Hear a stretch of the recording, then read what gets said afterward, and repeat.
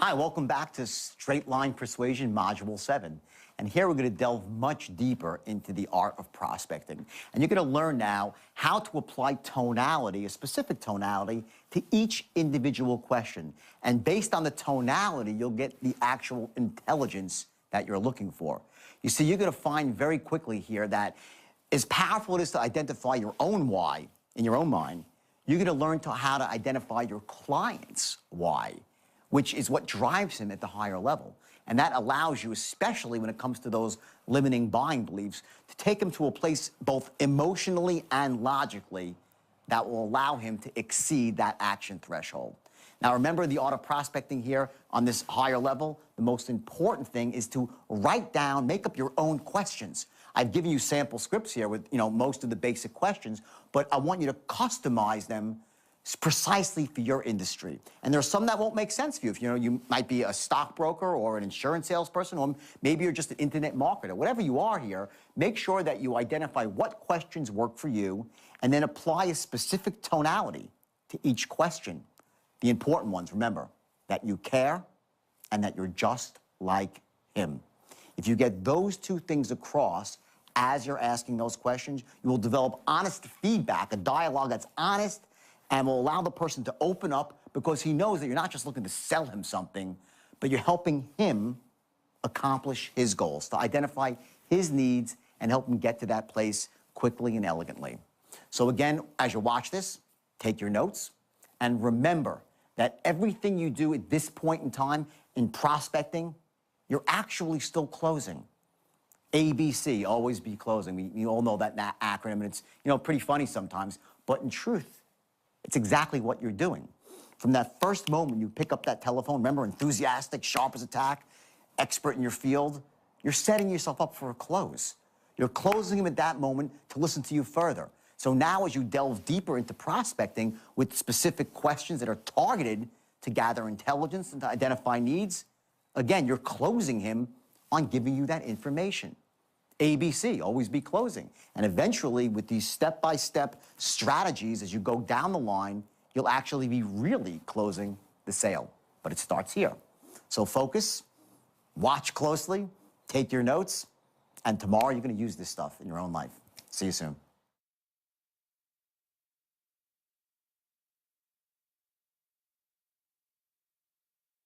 So what I want to do today is this. I want to start off, and I want to start with prospecting. I want to start going through questions. And this is some stuff that's not as exciting as the straight line itself, but this is the first part of the straight line, okay? And you need to master the art of asking questions, okay? Now, there are two parts of this, okay? There's two parts. The first part of it is the actual questions itself, okay? You have the questions, right? And that's the words on the page.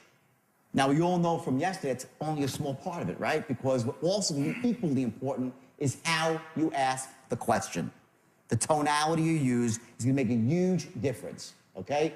Let's start with the questions themselves, okay? Finding out your client's why.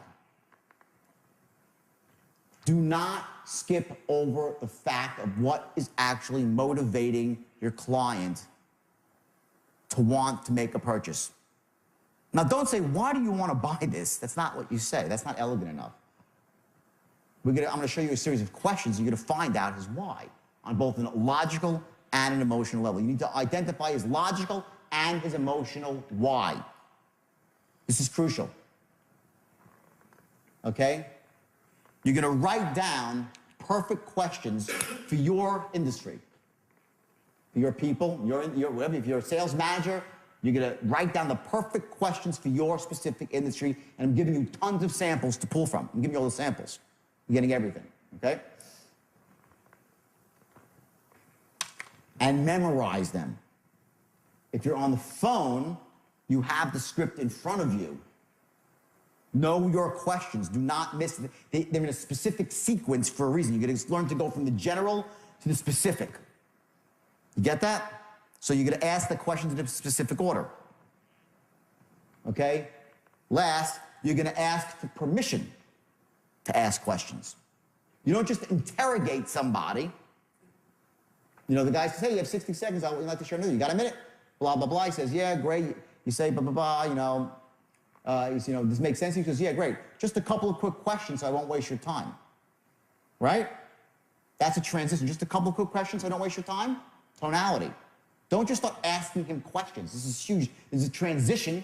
The transition, okay, is going to be twofold, okay? You have two options for it. First, just a couple of quick questions so I don't waste your time. This is the assumptive one, which means you're not even going to ask, you're not going to wait for him to say okay or not okay. And most of the time, that's fine. But it's not just a couple of quick questions so I don't waste your time. It's just a couple of quick questions so I don't waste your time. Like, I'm here to help.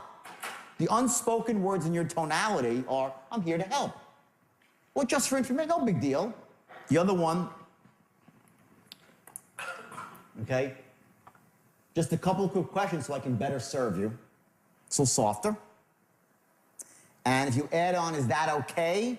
It's probably not a good idea. Because it shows that you lack authority. Right? Let's write down the 3 cornerstones. Everything that we do when we're asking these questions, we're going to be looking to accomplish 3 things. What are they? Sharp as attack. What else? Enthusiastic. What's the third? Forced to be reckoned. Forced to be reckoned with. Forced to be reckoned with, meaning an expert, an authority figure, right? So we're going to always be congruent with these 3 things, and implicit in our tonality also, whenever we can, is going to be, I care, I'm trustworthy,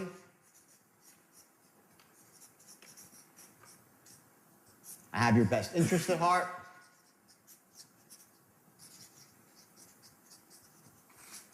whenever you can put those things in there with tonality, you're going to, and we'll see as we go through the questions, okay? Okay, start with big picture questions. Here they are, right? First, okay? Now, if you're dealing, this typically has to do when you're dealing with a product that they've used before, okay? It's very important if you're selling, let's say you're selling somebody a product and they're currently using a product or have used it in the past. Find out what they liked about that product and what they did not like about that product. Because later on, in the second half of the straight line, you're going to be using their likes and dislikes to mold your presentation, to knock out negatives and bring up positives. Understand this, people will always pay more for something that's customized. You get it? They pay more for customization. People love products that are just for them. Very important question to find out what they liked or didn't like about something. Next question, okay? Okay, what would you change or improve with your current source?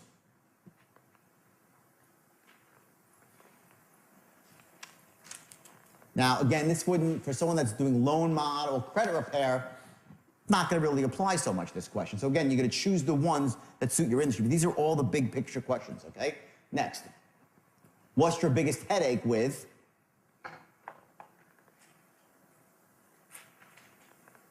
Here you're going to find out what his real, what his emotional, where his pain is, right? And you're going to use that later again. Next. What's your ultimate objective? What are you trying to do? This is crucial in any business. If you're selling somebody credit repair or a loan, whatever it might be, subscriptions, whatever it might be, doesn't matter, okay? You want to know what they're looking to accomplish here.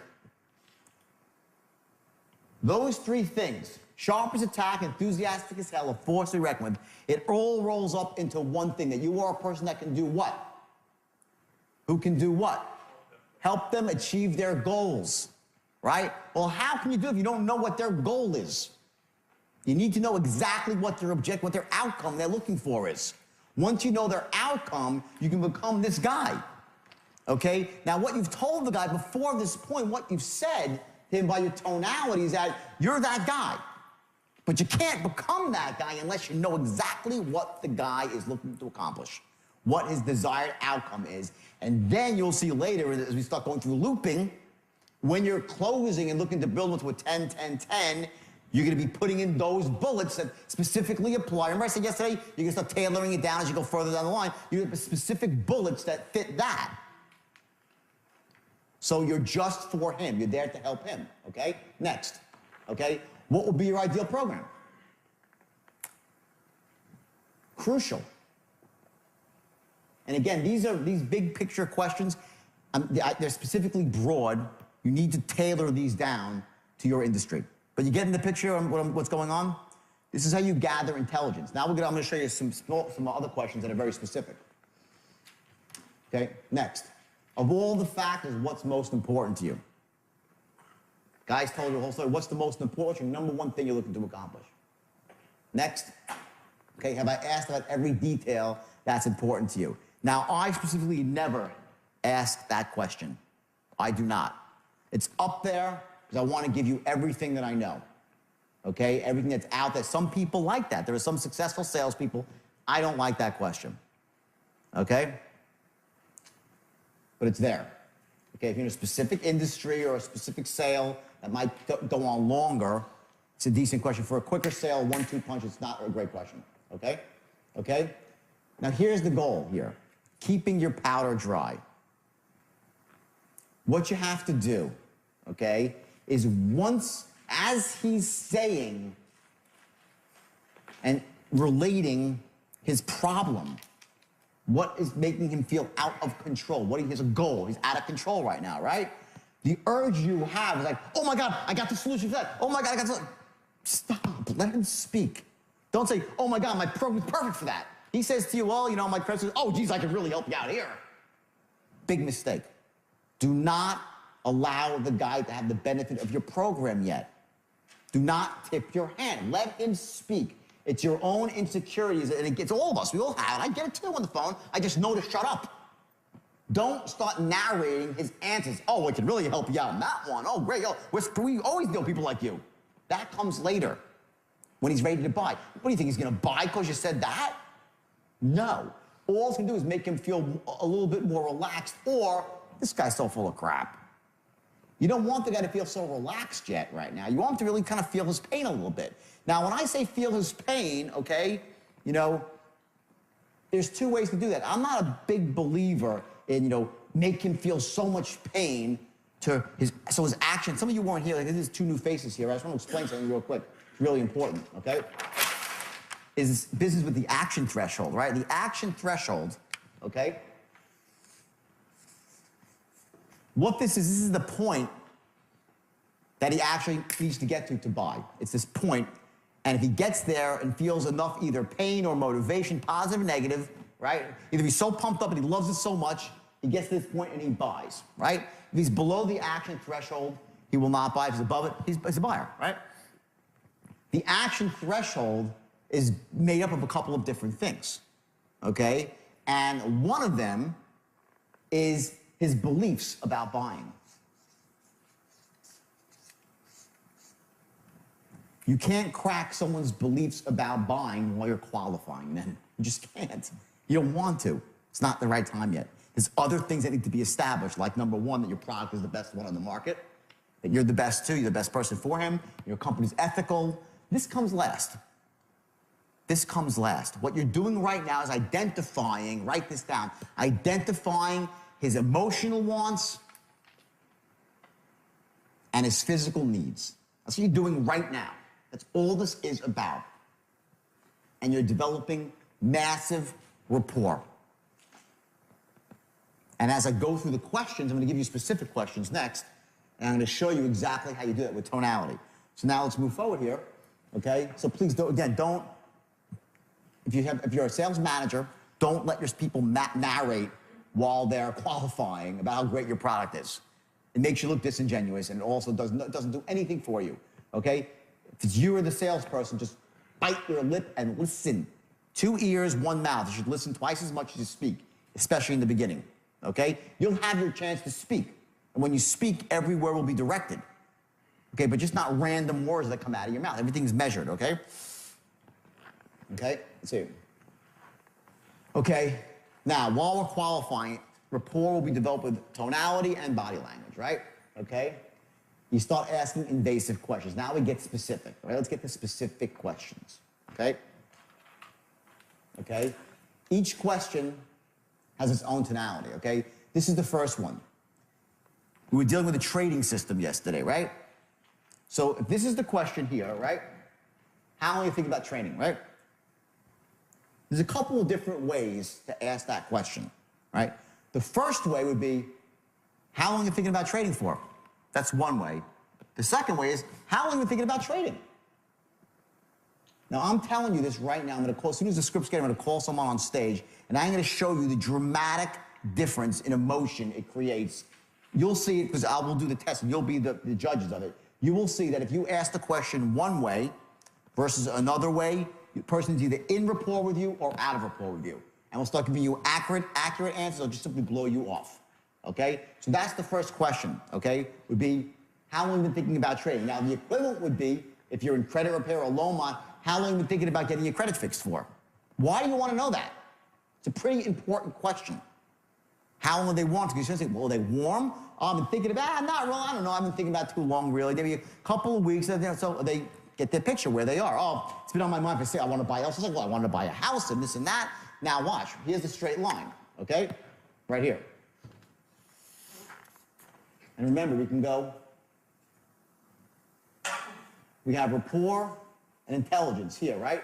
We do not want them going above and below these dotted lines. That's your safe zone where you're gathering rapport. So when you ask a question like that, you're hoping he's going to start telling you about his life. And you're going to listen. And don't interrupt him. Do not start narrating. Oh, it's only that. Oh, yeah, great. Wow, interesting. Let him talk. Let the prospect talk. Most people don't ever get to be heard. They work for other people. They're disempowered. Their wife doesn't listen. Their husband doesn't listen. They want, listen to them. They'll talk to you.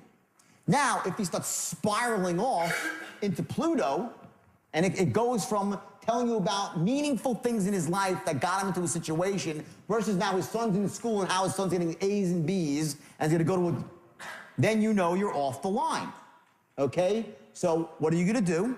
When you're offline, you're going to stop him, and you're elegantly, you're going to direct him back to the line using tonality to carry the moment. So again, this specific question in your industry can elicit a ton of information. How long are you thinking about buying a Porsche for? How long are you thinking about buying this piece of equipment for? Whatever it might be. How long do you want to get into the trading business? How long are you thinking about becoming, a stockbroker for? Whatever it's going to be, right? Next question, okay? Okay, let's do this. I'll jump ahead for just 1 second here. Now, we're going to do this when two people are on stage. What happens is this. When you're asking questions to people, all right? Now, I know you're on the phone. They're far away. You have to use your body. Move your body in a way that creates the right tonality for the question. If you're having trouble creating a specific tonality, what you're going to find is if you move your body a certain way, either you narrow your eyes, okay, drop your head, okay, tap your hand like this, okay, sit down and crouch forward. When I'm on the phone pitching, typically if I'm trying to close somebody, I am sitting down. This is me, just me, okay? I'm sitting down, leaned over with my weight forward, almost jumping out of my chair. I'm not really, my weight's not in the chair. My elbows were on the desk. I'm leaning, I'm looking at my script. Now, I wrote the script. I'm looking at the script still, just for a guide, okay? And I'm here, and I'm forward, I'm like this, and I'm banging my hand with certainty. That's me. Some people will pace around. They'll pace around like this. They'll start walking back and forth, and they'll say, right, a lot of people do that. No, none is right, and none is wrong. It's whatever works for you. So what we're going to do later, after we do these questions, we're going to do an exercise. You're going to find your gestures. Because you need to set anchors, well, setting anchors for your gestures. I want you to know that when you need to trigger a specific tonality, you can do it with your body. Very, very powerful. As you're asking questions to people, remember, the most important thing when you're asking questions is that they have to know that you care. So when it starts to get to money questions, to specific questions like, how much money do you have in the stock market? Or, how much do you owe on your mortgage right now? How far are you behind on your credit cards? Whatever the questions are, okay? It can't be, how far are you behind on your credit cards right now? What do you have in the market? Like the Grand Inquisitor, you get that? That tonality is death when you're qualifying people.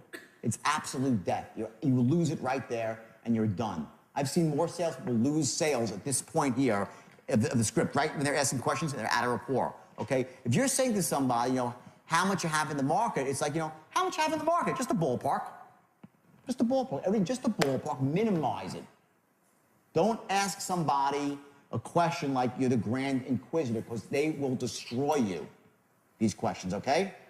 This is a crucial part of the sale, okay? So now, let's move forward for a second. So you ask these questions, okay? And you get to the point where you're done qualifying, and hopefully this guy qualifies. Two things. A, write this down. The product is right for him.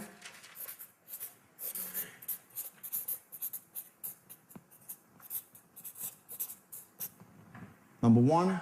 Number two, he can afford it.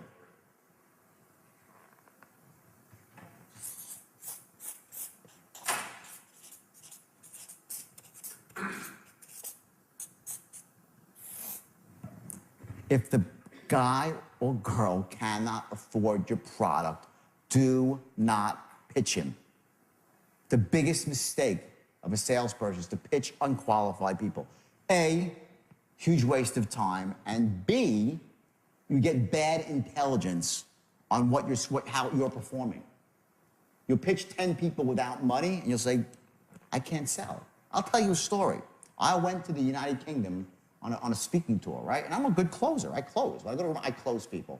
I went to the United Kingdom, and I got into a couple of different rooms, and I couldn't close a door. I couldn't sell one person in the room. I found out after the fact that they were all unemployed. And no one had money. It was a promoter, was an idiot, okay? He put people in a room, it was free. I never do free speeches ever. I learned the lesson. But I sat there for that was a blip of like 4 days, and I'm scratching. I'm going through my pitch. What's wrong with my pitch? I don't get this. I'm looking, my offer not good enough? Am I not giving enough values? My close week? They didn't have money. So I'm banging my head against the wall. You get it? Qualify your people. Make sure your people that work for you too, qualify people out in the beginning that do not have money. Do not try to take non-buyers and make them into buyers. Huge mistake, okay? Also, that the product is right for them, okay? Please, please, please, the ethics of it all. Do not go banging people over the head to sell them your product just for the sake of selling them your product. Using the straight line. And you could do that. When you get into these loops, and we'll do this in a couple hours, the loops, people are going to buy from you whether they need it or not. Because you can convince them for a moment, but you'll burn in hell afterwards. So again, these two things you don't go forward. But once you get to the point where you're done qualifying, okay, here's your transition. Your transition is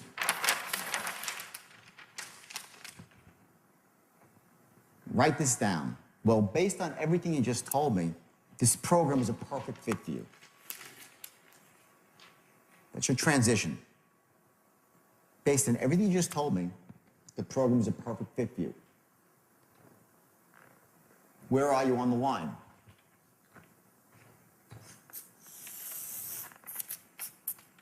You're here, right? About right there. Now, here's the beauty of the system, the straight line. Watch. All this stuff happened, right? You're going to make 100 calls, and you're going to have 100 conversations that'll be different.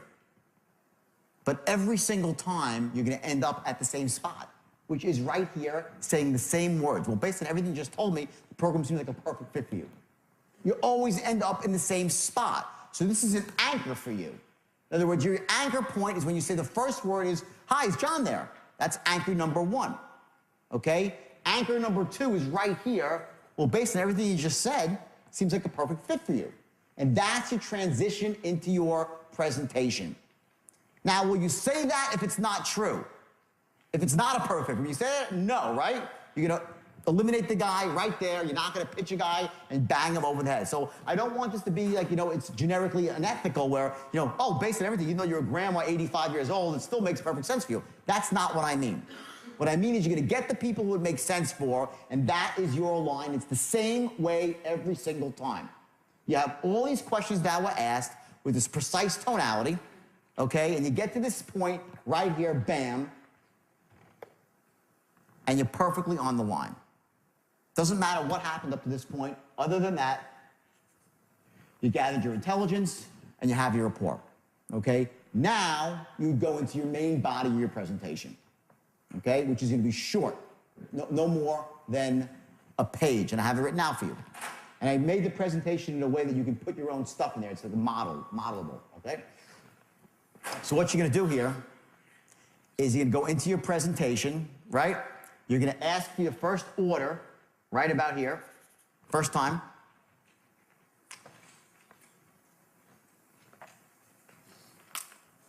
And at this point, what are you waiting for here?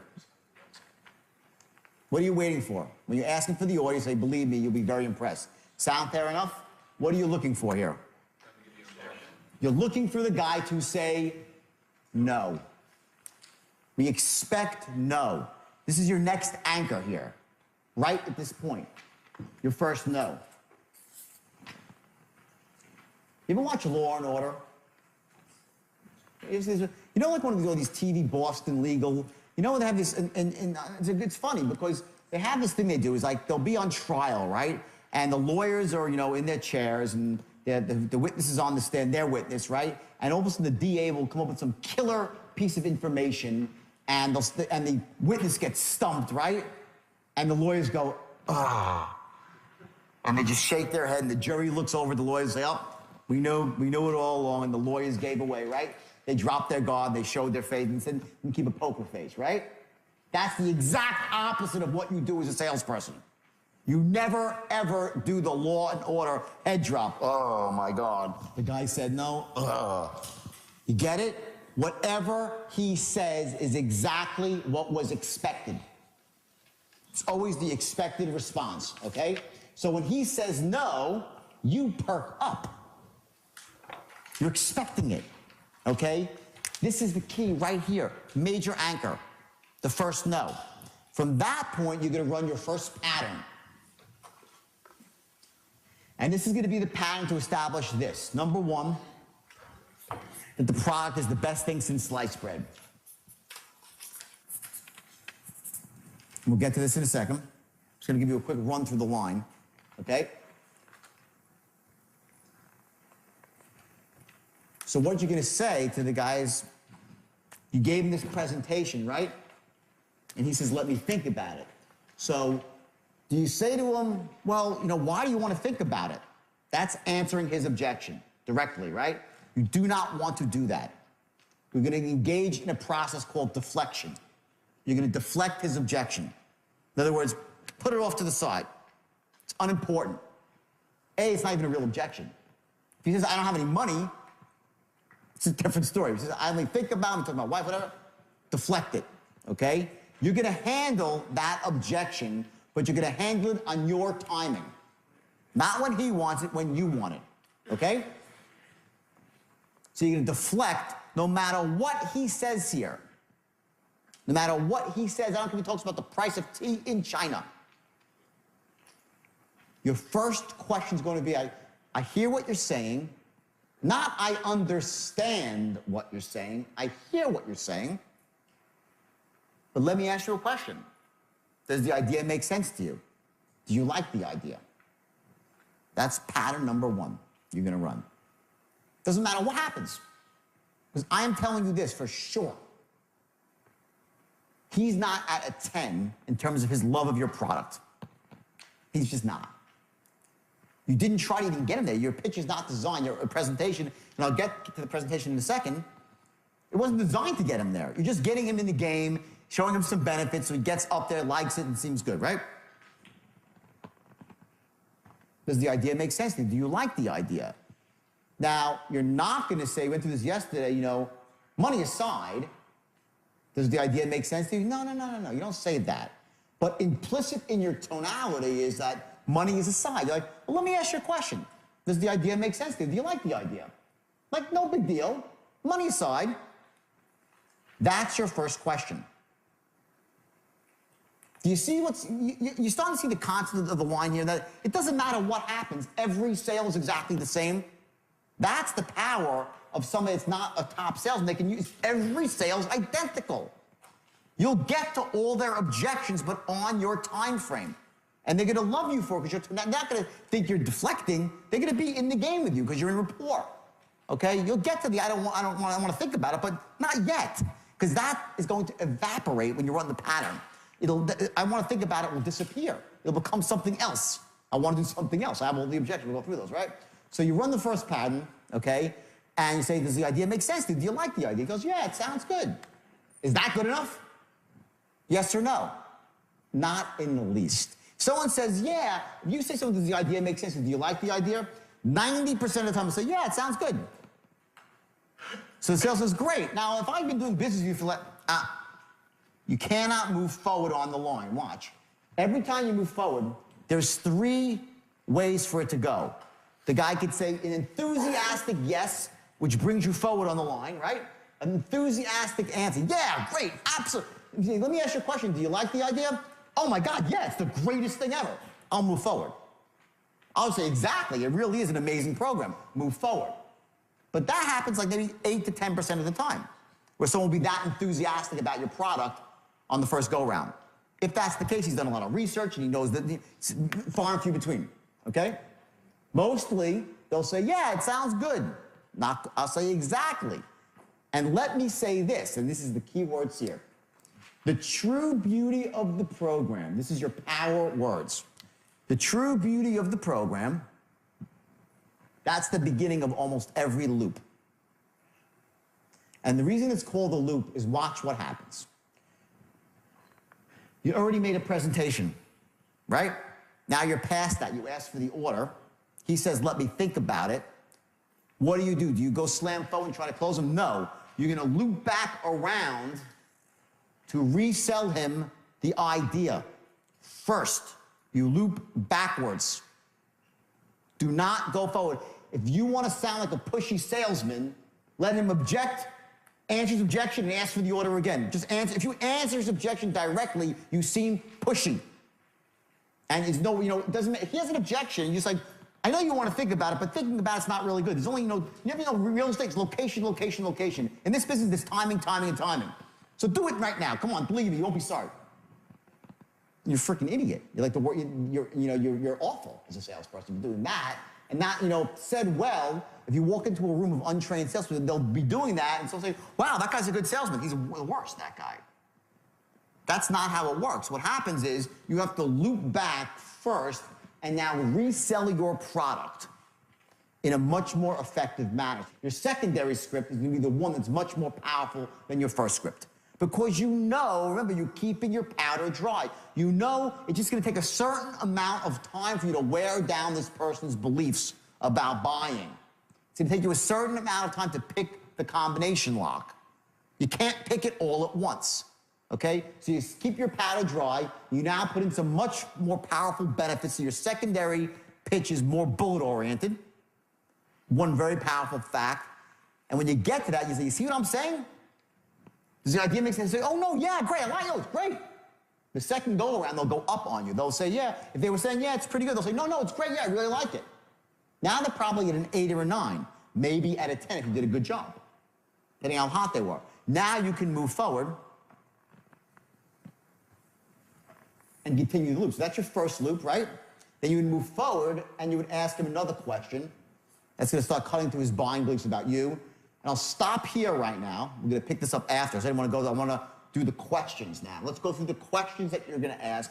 And I want to show you the precise tonalities that you're going to ask these questions in, okay? And let's pretend right now that we're selling a trading seminar. First question is going to be, okay, now how long have you actually been thinking about becoming a trader? Okay? So start off here and say, okay, great. Just a couple of quick questions so I don't waste your time. Let's hear. Okay, great. Just a couple of quick questions so I don't waste your time. Okay. Go. Now, how long have you actually been thinking about becoming a trader? About 2 or 3 years. Excellent. And are you looking to trade part-time or full-time? Could trade maybe 3-4 hours a week or something. Okay, excellent. And where are we? Okay. And what kind of work are you doing now? And how's it going for you? Okay, that's a two-part question. First, you'd say, hey, what kind of work are you doing now?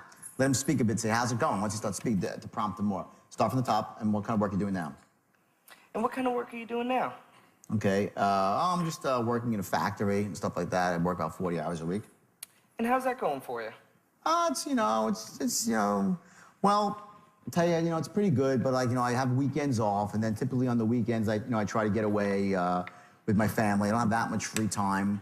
And for the most part, though, we usually go and, we go up to northern England on the weekends.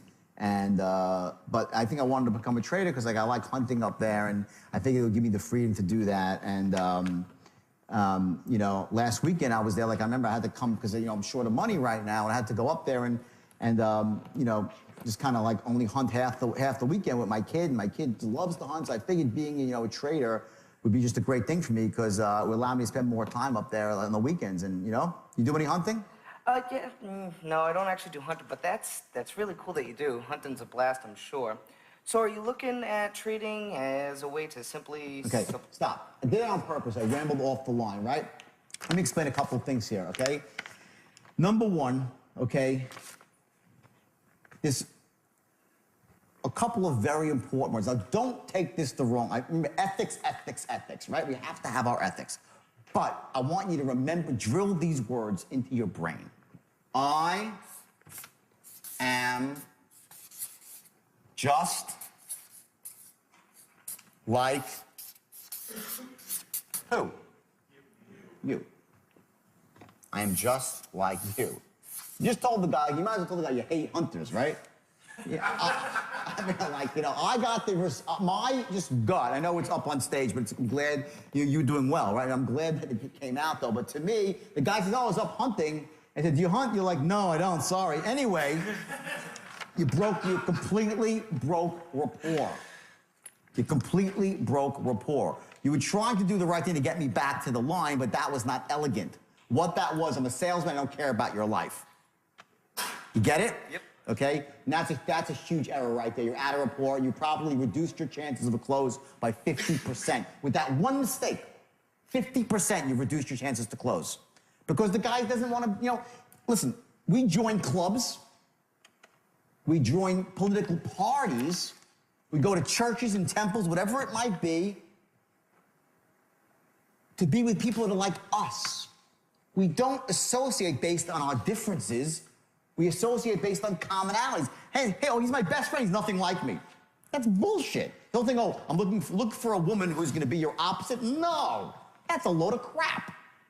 You want, so you can be an opposite? You want to be with someone who's like you.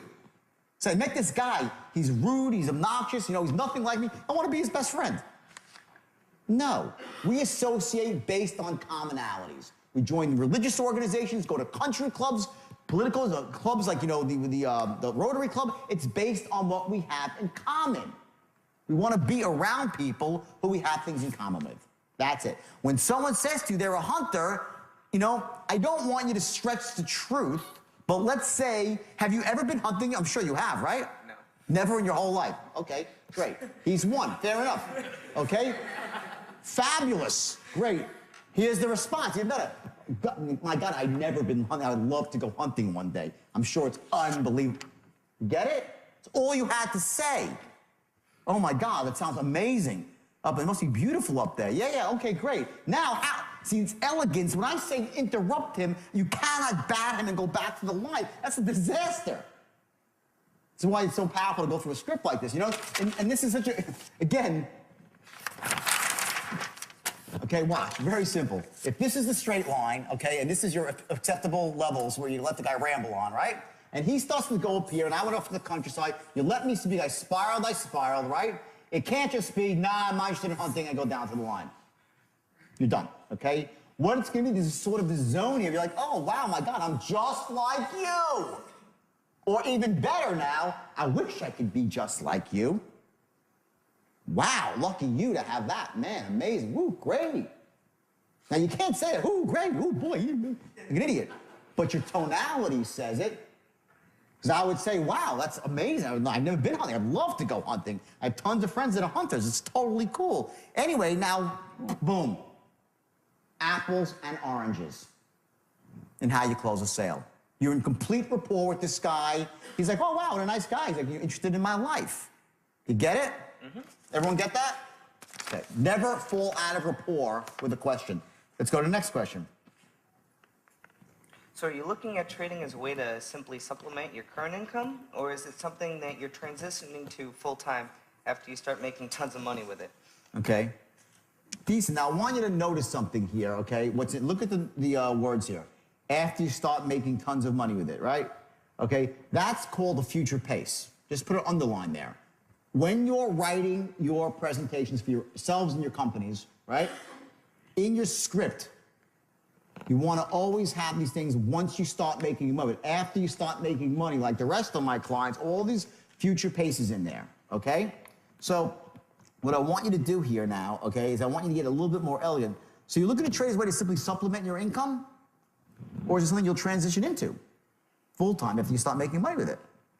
In other words, it has to be, the future pace has to be said in a way. It can't be once you start making money with it. It's like once you start making money with it, like the rest of my clients have. And you can't say the rest of my clients have. A, because it's probably not true. You're not going to lie on the telephone. But by your tonality, when you say this line, you want to trigger the emotion, okay? Like it's a virtual guarantee without ever saying it's if it's a guarantee, if what you're selling is a guarantee to it, then say it. But if it's not, don't say it, okay? So try it again, okay? So are you looking at trading as a way to simply supplement your current income? Or is it something that you'll transition to full-time after you start making money with it? Well, you know, I'm just going to do it full-time, part-time. Are you currently invested in the market right now? Stop. Important point here, okay? Remember, now I know this is a little bit awkward right now, but remember I said in the beginning that I was looking to trade 4 hours a day? Okay, right? So I answered this question already. So very often you have these questions and you're going to find that sometimes the guy is, when he's offering up the information, giving you the intelligence that you need, what's happening is you're going to be able to jump ahead to some of the questions and they're answered. So make sure now when, again, this is the first time you're ever looking at this, all right? But know your questions well enough that you can tailor them so you're not sounding like a fool. Because what I would say is, I just told you I'm looking to trade 3-4 hours a week, right? So that's what I would say if I was on the phone. It would seem something is very odd. They go, oh, I get it. The guy's reading from a script. That's what it would sound like, okay? You have to master the art of reading from a script without sounding like you're reading from a script. Without sounding like you're reading from a script. If you're reading from the script, you're done. They will not buy from you, okay? So, let's go here. Now, are you currently invested in the market right now? Any stocks, bonds, mutual funds? Go, let's hear it. Are you currently invested in the market right now? Any stocks, bonds, mutual funds? Okay, good. It's good tonality by that, because what he's doing is he's making it a no big deal. Just for informational purposes. You currently invested in the market right now? Any stocks, bonds, mutual funds? No. Are you in the market right now? Any stocks, bonds, mutual funds? That would be the wrong tonality. You get it? This has got to be it's very important at this point that when you're asking him money questions, qualifying someone for money, you have a very much of a no big deal tone. Okay? Now let's switch to you. Big Dino. All right? Let's start with, okay. Are you currently invested in the market right now? Let's hear it. Are you currently invested in the market right now? Any stocks, bonds, or mutual funds? Yeah, I got a few. I got maybe $4,000 or $5,000 in the market, a couple of different stocks. That's awesome. Just for suitability purposes, how would you say your current financial situation is right now? Okay, now here's the problem. Here's the thing is that he said just for suitability purposes, how would you say your picture is right now? That's the tone of the inquisitor, okay? The better tonality is this, right? And just for suitability purposes, what did I just do? What did you see me do? I pushed my hands out. I do it automatically as an anchor for myself, okay? When you ask, this is the most invasive question you can ask somebody, how much money you got? You get this one? You ask this one the wrong way, you're out of rapport. You are out of rapport. Then you got to get back into rapport. When you ask a question like this, it's, just for suitability, I hate to have to ask you this. It's just for suitability purposes. No big deal. You know, how would you say your current financial situation is right now? I hate to ask you. Now, you're not gonna say I hate to ask you, just like, just for suitability purposes, because I'm a nice guy and I would never do anything that's unsuitable for you. That's the psychology that's going on right here. You must ask this question with the hands out, just for suitability purposes. Now, that's for me, hey, it could be a different gesture for you, okay? So try it again now. Just for suitability purposes. Now, just for suitability purposes, how would you say your current financial situation is right now? Okay, keep going. Are you in good shape now, or are you struggling a bit? Okay. Try to be a little bit more empathetic here. Watch the tone. Ready? Say what sounds better, everybody. Right? Watch. Okay, ready? Okay. Just for suitability purposes, you know, how would you say your current financial picture is right now? You in good shape or are you struggling a bit? Now, stop. Before you even go, when I said struggling a bit, what happened to what did you hear in my tone? A little empathy, right? I said you're struggling a bit. Not like you're struggling a bit, huh? Are you struggling? You're in good shape now or are you struggling a bit? And look at my face. My face I took my face, I make my face look sadder. Are you struggling a bit? I'm pretending they're in front of me. If someone was in front of you, are you struggling a bit, huh? If they were face to face, would you smile? What would you say, what would you do? Show me what would you say if you're struggling? How would you do it? Show me. In front of me, if you tell me, are you struggling a bit? How would you do it? Are you struggling a bit? You see the face? Okay? Before, on the phone, you were like, are you struggling a bit? You didn't have the face because your face was not the right, your physiology was incorrect. You didn't create the correct tone out of it. They can see you despite the fact that you're on the phone. They have a mental image of you that they get from your tonality and they're matching it. Listen, the brain is so powerful. They've seen 100 people ask questions or say things like that before, and they match up a tonality to what they've seen before. They create a pattern. They generalize. So if Dino's tone is wrong, they see a snickering guy. You know, if you say it to him, they say, he doesn't feel bad for me. He doesn't what? Bingo. Huge thing. I care. In fact, this deserves its own sheet here. So far, in the last few seconds, we've seen two things that are hugely important. Number one, I am just like who? You. And I care. Do you see I can't write English? It's the craziest thing. I care. I can't, I'll say it again. I cannot overestimate the importance of establishing these two things while you're qualifying. They're going to make your job infinitely easier when you try to close this person in 3 more minutes. The effort you put into this part of your presentation, this precise tonality, so they get to understand you are not just sharp as a tack, enthusiastic as hell, and a force to be reckoned with. They want that guy or girl to be their guide, their mentor. They want that. But what they also want is to have somebody who's just like them and somebody who gives a shit. It's not just there to sell them something. Get it? I'm going to spend like an hour on this. This is just, you don't get this. This is it. I'm giving you the formula right now, right here. The looping is easy. It's mechanics. I'm going to show you the looping, 2 hours, you'll get 3 patterns, no big deal. This is the elegance. This is what creates a great salesperson. This creates someone that gets tons of referrals. I'm just like you, and I care, and I'm an expert. And I'm trustworthy. Get it? Qualifying is one thing, and there's qualifying, which is another thing. First day now, let's flash back. I showed you that chart. You see why I say the chart's ridiculous?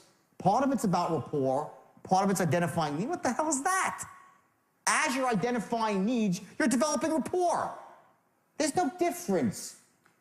When you're asking for, when he says no for the first time, you're still building rapport. You're still building rapport every step of the way, and you're still identifying needs as you're closing. There is no division. You're doing everything at every moment, you're identifying needs, developing rapport, and closing every word that you say. All designed to get you to that one point. Doesn't matter. And these things here, this is where it's at. It's not in the hard-charging guy that you see on the phone pacing back and forth on TV. That's a load of crap. The salesperson is the ultimate wolf in sheep's clothing, but with ethics.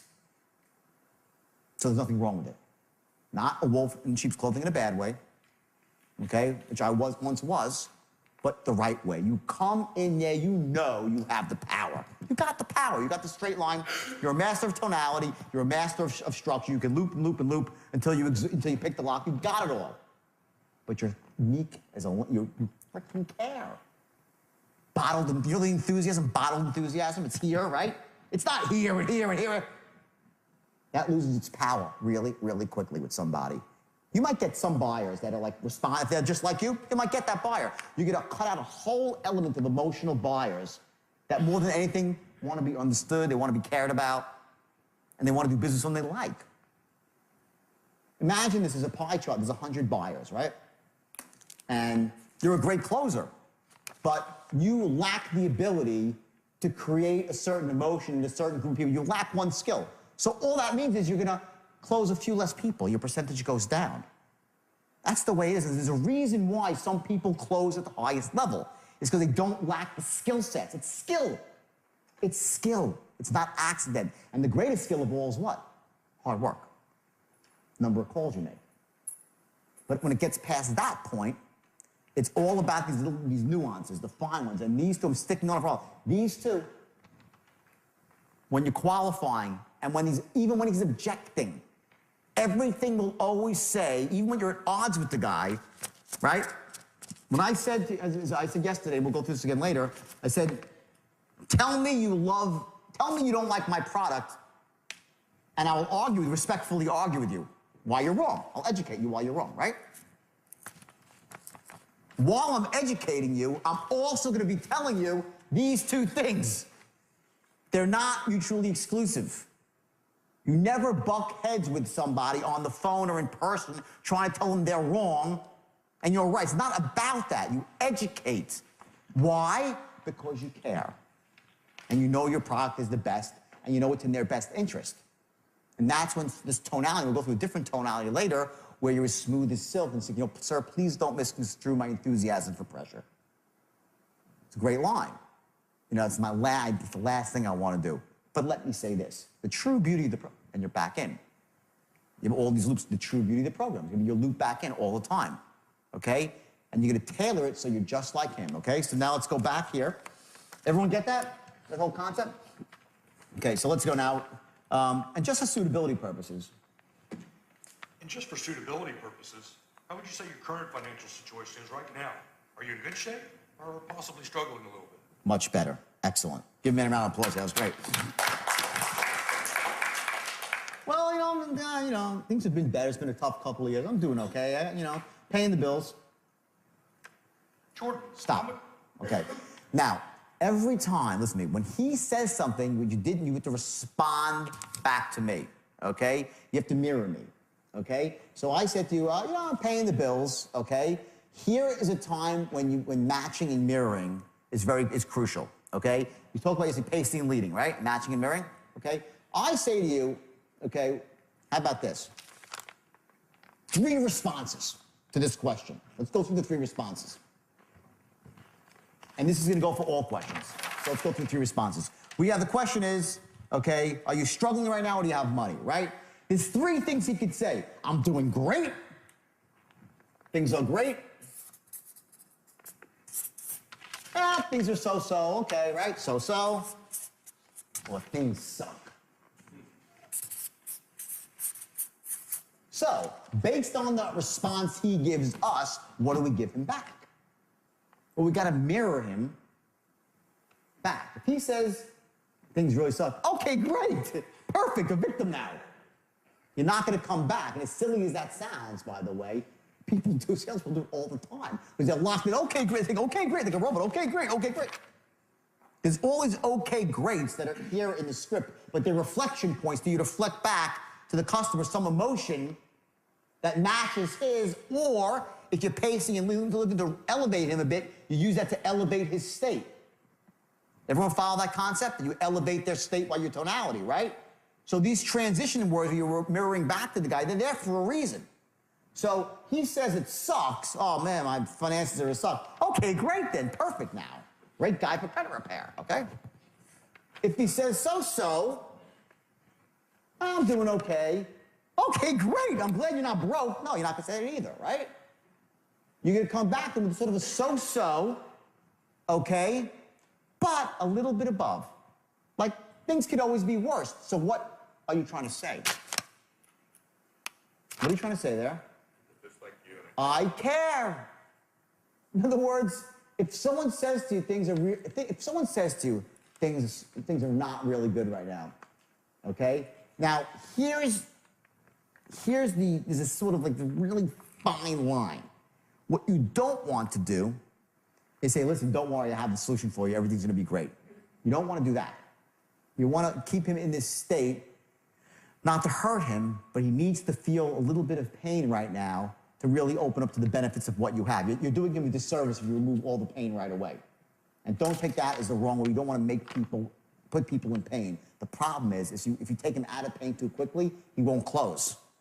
And they'll still be in pain an hour later and you've done the guy a disservice. So he has to feel some pain for you to do the right thing by him. It's tough love, okay? So you're not going to solve his problem while you're qualifying him. Get it? Fight the urge, okay? So the guy says to me, man, if it's not good, and, I'm behind on my bills, about to get foreclosed on. Okay, great. I'm in loan mods. No, you don't have to say that, right? You'll say, oh man, that's just awful, awful. Well, that kind of sounds a little bit disingenuous. So what you want to do is say, I totally understand. That's exactly why I called you. Tonality, I totally understand. That's exactly, not I totally understand, that's exactly, I totally understand, that's exactly why I called you. It's exactly why I called you. Isn't this great? We made a match. That doesn't sound like you care. That sounds like you want money. I totally understand, that's exactly why I called you. How does that sound? I care. If the guy says things are going, well, things are going so-so right now, okay? Okay, good. Doing better than a lot of people. Move on. One possibility. Okay, good. Okay, good. Good to know. Good, good, great. Little upbeat, not too much, a little bit above him, not too much. Say to the guy, how are things financially? Oh, doing great, awesome, perfect, great. Next, you match the guy, boom, on. You alter your response to match his response. Qualifying does not occur in a vacuum. There's this zone here, right? It's like this little zone of tonality and rhythm and tempo, right? And the kill zone is like right here. That's your appropriate response, right? You're like, how do I remember all this? When you're unconsciously competent at something, you do this automatically. What you need to, we spoke about, you weren't here, so we spoke about the different levels of learning, right? When you leave this room this afternoon, you're gonna be consciously competent at using the straight line, which means you'll understand it. If you're focused on it, have it written down, you'll be able to do it, but you can't listen to anything else. I could do this while I'm tying my shoes, drinking coffee, right? I'm doing my whole life, right? You get there 2 or 3 weeks, just by repetition and learning, repetition and learning, repetition and learning. You just nail the grooves deeper and deeper into your brain by doing it. There's no way, you can't study it to perfect it. You gotta do it.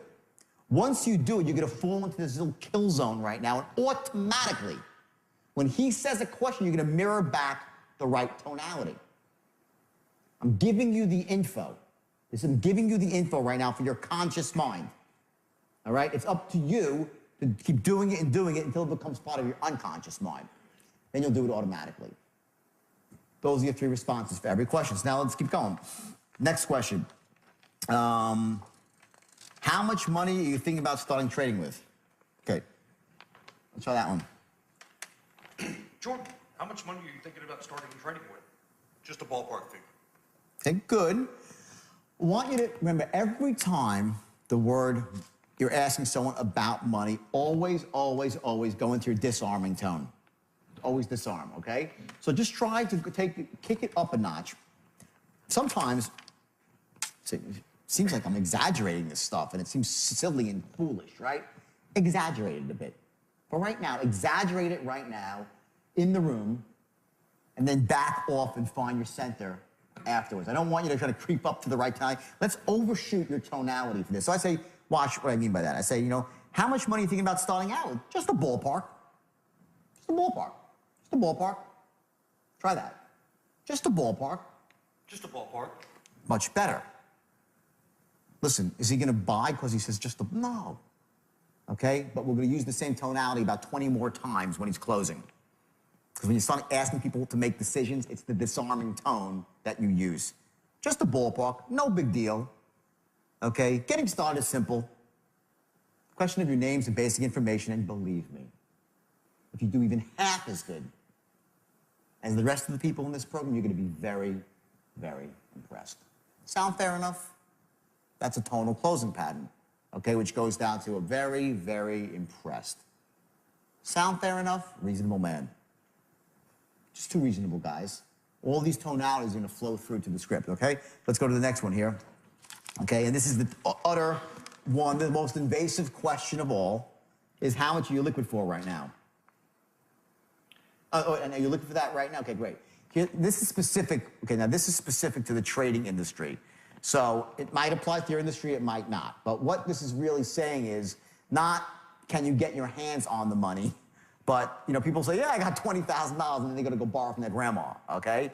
I don't know if that applies to your industry, but if it does, see, and here's the point, what I want you to learn from this, is when you go back to your job and you're selling or you're managing other people, think through, you go find out what your outcome is before you start writing your qualifying questions. You got to understand what exactly you're looking to accomplish when you're qualifying, besides all the rapport stuff. So what you need, the info you need to know, right? In this particular industry, what they were finding is that people would say, oh yeah, I got money, and they'd say, okay, I got to go now find them. I got to borrow the money from my mom all the time. Like, I got to go raise it, I got to find it. That's what was going on. So you added a qualifying question on to the end. Let's just say you're in a specific situation, okay, when it's one of those things where 90% of the time, okay, they have to make the decision with their wife. I would qualify that out in the beginning if it was that sort of decision. Do you need to have someone, do you make this decision alone, or is there somebody else you need to make the decision with? If that's, you don't live in a vacuum. Find out what your core objections are and start qualifying out for them to save your salesman time, to save yourself time. Balance that, though, with not over-qualifying, so you're only looking for the perfect cherry pick. There's a zone in there that you have to be comfortable in. But if there's something that's really killing you every single sale, it always comes down to the same thing, okay, you try to qualify out for it. That's why we added in another question. Are you currently looking for the money? You got to raise it, okay? So let me hear that one, the time for that. Are you liquid for it right now, or do you have to raise the money? Okay. Well, do you have to raise the money? Yeah. I'm on to your game. That's not quite the right tonality. But a good shot, though. So what is the right tonality? Let's go through the right tonality. Would be more like, you look for that right now, or do you have to raise the money? No big deal. You have to raise it. Just want to know. Interested? No, tell me. You have to raise it. Because I can help you. That's the tone. You have to raise it. Some of my clients do. Just be honest with me. Let's get on the same page, pal. Casualness. We buy, all things being equal, we would buy from friends and family, right? So be perceived as a friend. Who cares? Try it again. Are you currently liquid for that right now, or do you have to raise the money? 1,000 times better. Apples and oranges. Give them a round of applause. It was great. Okay? And I say, oh, no, I have the money right now. Okay, and here's the transition. Well, great. Let me say this. Based on everything you've just told me, the Forex program is definitely a perfect fit for you. Now, real quick, boom, in the body of your script. Get that? It's a very simple transition. Based on everything you just told me, it seems like a perfect fit for you. Not, well, based on everything you just told me, it seems like a perfect fit for you. Okay? That's not right. Let's hear that. Based on everything you just told me, it seems like a perfect fit for you. Let's hear it. Based on everything you just told me, it sounds like the perfect fit for you. Okay? Okay, now, here's the thing. That was a little bit too sing-songy, okay? Here's a point where you need to have a declarative, okay? When we talked about a question, when you ask a question, right? He said it, I'm like, oh, really? That's my dialogue off of what you just said. He goes, it seems like a perfect fit for you. I'm like, oh, really? What makes you so fucking smart? People, you don't think people are, oh, what makes you so smart? You don't think people are, people narrate every word you say, people are narrating against you in their mind, okay? Your tonality was weak. It was not the tonality of the expert, okay? Here's the tonality of the expert. Well, let me say this. Based on everything you just told me, this is a perfect fit for you. Different, right? Who would you trust? This seems like a perfect fit for you. Not a perfect fit for you? Oh, really? Or it's a perfect fit for you. Oh, really? That's my response. Oh, really? Wow. Seems pretty confident. It's a figure of authority. You get it? I'm not like, it seems like a perfect fit for you. It seems like a perfect fit for you. Perfect with P. P. That's your power again. Seems like a perfect fit for you. Now, real quick. And when I say now real quick, I'm like, now real quick. Or now real quick, which is better? Say now real quick. Now, real quick. No, say it like you're going to pitch me. Great, now real quick. Great. Now, real quick. Okay, great. Now real quick. Okay, good. Say it from the top. Okay, great. Well, let me say this. Right here. Oh, you want me to do this? Yeah, okay, great. Okay, great. Well, let me say this. Based on everything that you just said, the Forex program is definitely a perfect fit for you. Now, real quick. Bingo. Perfect, declarative, and power, confident authority figure. Okay? So you notice the transition. 1 second, you're meek and don't just for suitability purposes. I totally understand. Next second, based on everything you just told me, it's a perfect boom. You go back and forth from being the authority figure to being empathetic whenever it suits you and suits the sale and gets you to move down the line. And each moment, remember, know your outcome. What's your outcome? Your outcome here for this transition is for you to transform yourself in that moment into the expert. That's your outcome of that question, of that statement. Okay? Not just that based on everything you said, it sounds like a perfect fit for you. That's, whatever, you did 20% of the job. Okay? It's based on everything you just said, it seems like a perfect fit for you. Now, real quick. And when I say now real quick, I speak quickly. Why? Because it's congruent with the word. I wouldn't say now real quick. Okay, now real quick, bam. Why am I saying now real quick? Why? What does that really mean? What's that? I'm going to tell you about my program. Now I'm going to tell you about my program. Okay, anything else? Bingo. Important. Now let's talk about this. Every word matters. Why is that in there? Now real quick. I could say now real slowly. Now let me take this slowly. I could have wrote that. I didn't. There's a reason why. I say now real quick.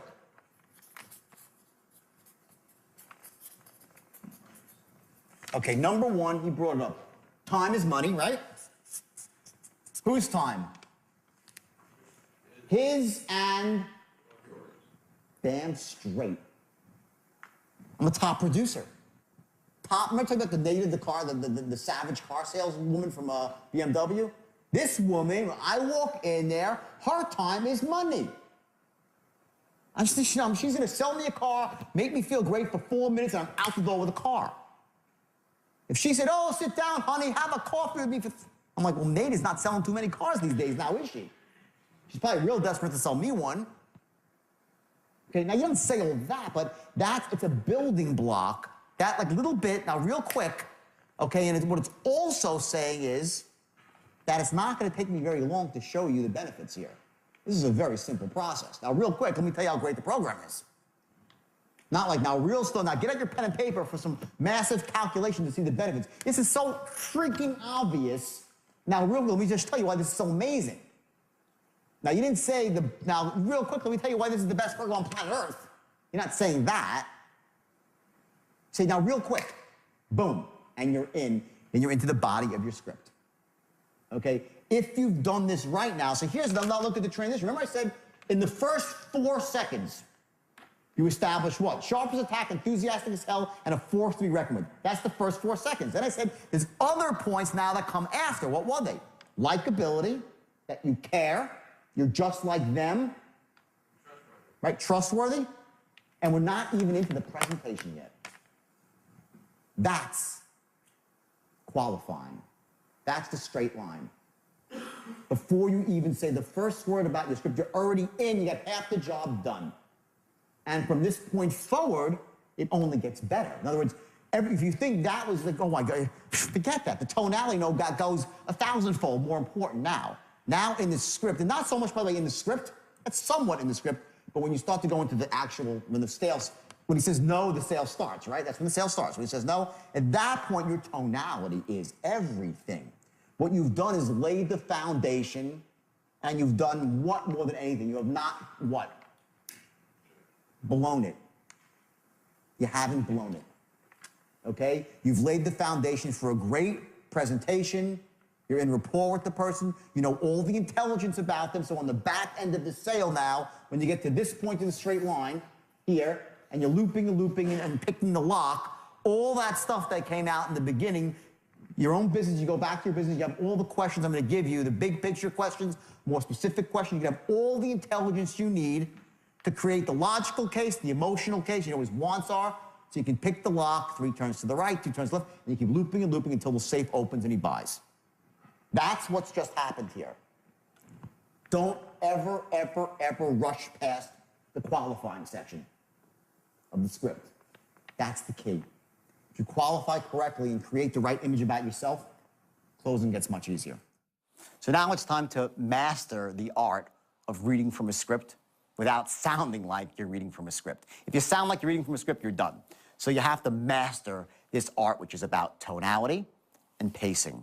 So you sound natural while you're getting across some very powerful unconscious triggers for your prospect to give you the information that you need and to maintain that tight lock on rapport so he knows that you care and he knows that you share commonalities. Remember that we don't join clubs, we don't become members of institutions that people are different from us in. We always gravitate towards people who are just like us.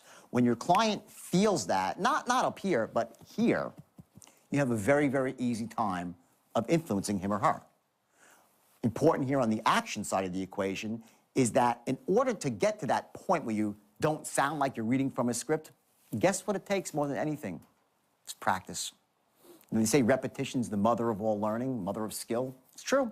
And there's, some amount of time you have to dedicate with this to really getting to the point where you sound good. And I just say, you sound good. You sound natural, you sound effective, not like a salesperson. The last thing you want to sound as some guy who's selling Ginsu knives on TV, right? That's a different thing here. That's not what we're learning. We're learning elegance, we're learning class, we're learning how to influence and persuade without being some hard-selling influencer. And some of you might be, hard-selling types, and that's cool too. There's nothing wrong with that, but remember, you want to balance the hard selling out with integrity and making sure that you're selling something that they really need, not just for your own purposes to make a commission. And, I say that from experience because, I have used the straight line. Listen, it's so powerful and so effective that you can get people to buy things they shouldn't buy and to make decisions they shouldn't make. And if you use it for that, shame on you. You're taking something that's wonderful and beautiful and corrupting it. I made that mistake once in my life, and I promised myself that I would never make it again. So I want you to focus now. I want you to take 2 specific actions right now. One of them should be simply looking in the mirror and reading the script so it sounds natural. And the second is tomorrow when you go to your work or to your job, whatever it might be, I want you to use what you just learned at least twice. Not once, but twice. And I want you to make sure that you focus on the specific tonalities to move the sale forward along the straight line, to move the influence along the straight line, to move the negotiation along the straight line. Remember, on some level, everything in life is a negotiation. We all have different wants, we have different desires, but underneath that, we all share the same needs. So the idea is to figure out how someone really interprets those needs, how do they meet those needs, and you fill those needs elegantly and with class. And by the way, remember to write down your specific questions, the ones that are tailored precisely, specifically to your industry. Because ultimately, if you ask people the right questions, you get the right responses back, the intelligence that you need, and it makes it much, much easier to close on the back end. See you soon.